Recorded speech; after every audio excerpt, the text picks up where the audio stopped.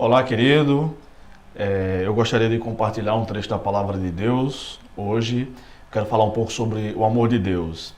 E eu quero ler João capítulo 3, versículo 16, que diz assim: Porque Deus amou tanto o mundo, que deu o seu Filho unigênito, para que todo aquele que nele crê não pereça, mas tenha a vida eterna. Esse texto é muito conhecido de cristãos e de não cristãos, porque fala a respeito do grande amor com que Deus amou toda a criação, todos os seres humanos. Deus decidiu que o seu Filho Jesus Cristo pagaria pelo preço do perdão dos pecados dos pecadores, de todos nós. E Ele fez isso enviando Jesus Cristo para morrer em nosso lugar. O Senhor Jesus Cristo morreu na cruz em lugar de todo aquele que crê. Todo aquele que crê em Jesus terá vida eterna.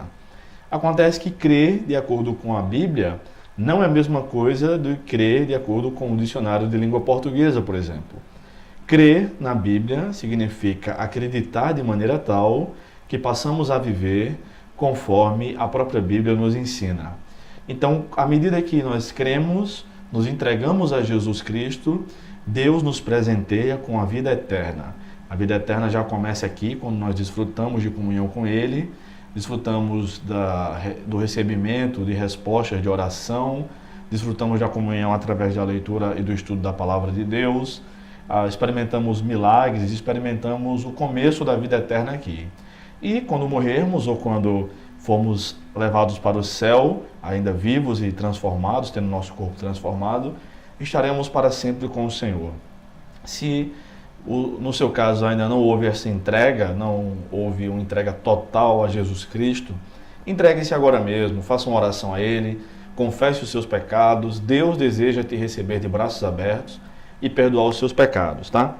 Esse texto, no entanto, bem como o tema do amor de Deus, tem sido mal compreendido por alguns dentro da própria igreja. Alguns teólogos têm entendido de maneira equivocada e muito equivocada a respeito do amor de Deus. Segundo um grupo muito pequeno de teólogos, mas que tem ganhado cada vez mais força por conta da internet e da divulgação dos seus trabalhos e publicações, Deus não amaria a todos, mas apenas alguns, o que não é o que a Bíblia ensina. Em primeiro lugar, nós vemos isso aqui no texto, que Deus amou o mundo, e o mundo aqui significa todas as pessoas do mundo. Não significa necessariamente o sistema maquiavélico, o sistema anti-Deus, que também é chamado de mundo na Bíblia, tá bom? Mas todas as pessoas do mundo. E o amor de Deus é tão grande que Ele amou a todas as pessoas. Nós vemos algumas evidências bíblicas para isso, e eu quero compartilhar com vocês agora algumas evidências bíblicas que mostram que Deus não ama apenas alguns, um grupo especial de pessoas, mas a todos especialmente. A todos exatamente. Em primeiro lugar, nós vemos em 1 João capítulo 4, versículo 8, que a palavra de Deus nos diz assim: Aquele que não ama não conhece a Deus, porque Deus é amor.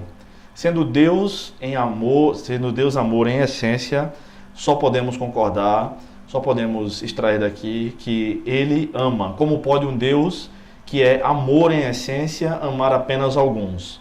Nós sabemos que o amor é um dos atributos de Deus. Isto é, uma das suas características, daquelas características que formam o seu ser.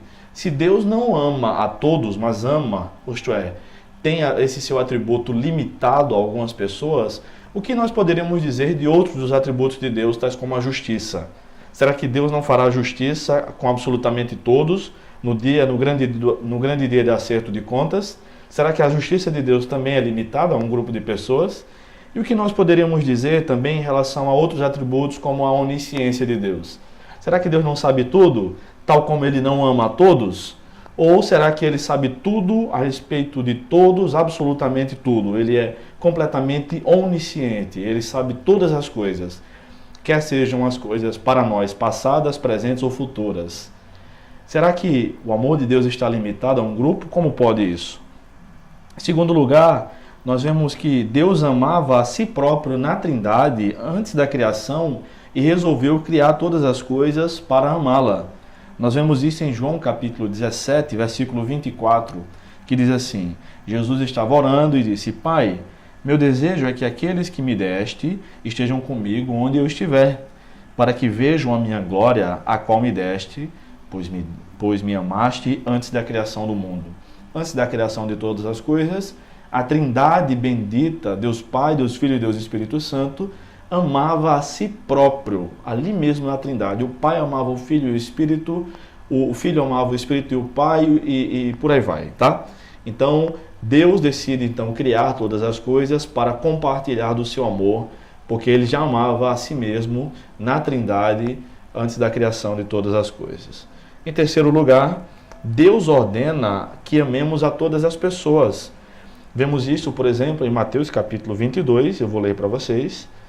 Mateus capítulo 22, versículo 34 a 40, e diz o seguinte: Quando souberam que ele calara os saduceus, os fariseus reuniram-se. Esse texto fala a respeito de Jesus. Um deles, doutor da lei, interrogou-o para colocá-lo à prova. Mestre, qual é o maior mandamento na lei? Jesus lhe respondeu: Amarás o Senhor teu Deus de todo o teu coração, de todo o coração, de toda a alma e de todo o entendimento. Este é o maior e o primeiro mandamento. E o segundo semelhante a este é: amarás o teu próximo como a ti mesmo. Toda a lei e os profetas dependem desses dois mandamentos. Se Deus manda que amemos o próximo, isto é, todas as outras pessoas, como a nós mesmos, mas Ele mesmo não ama as outras pessoas, isso faria de Deus um hipócrita.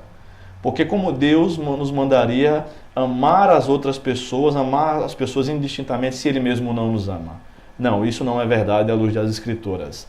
Deus pode nos dar esta ordem sem comprometer, por assim dizer, a sua integridade, porque em primeiro lugar Deus amou o mundo, Ele amou todas as pessoas. Aliás, quem é o nosso próximo, né? Respondendo à pergunta, quem é o nosso próximo, Jesus contou a parábola do samaritano. Ele fala que, com o resumo daquela parábola, daquela história, que o próximo é quem precisar de ajuda. Nós devemos ajudar, devemos amar a quem precisar, porque Deus já amou a todas as pessoas. E, em quarto e último lugar, há evidência bíblica que Ele amou até mesmo a incrédulos.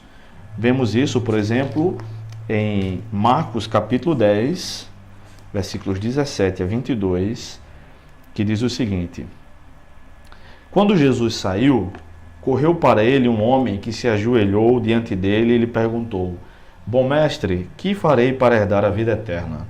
Jesus lhe perguntou: Por que me chamas bom? Ninguém é bom senão um que é Deus. Conheces os mandamentos: não matarás, não adulterarás, não furtarás, não dirás falso testemunho, a ninguém enganarás, honra teu pai e tua mãe. Ele, porém, lhe respondeu: Mestre, tudo isso tenho guardado desde a minha juventude. Olhando para ele, Jesus o amou e disse-lhe: Uma coisa te falta. Vai, vende tudo o que tens e dá-o aos pobres, e terás um tesouro no céu. Depois vem e segue-me.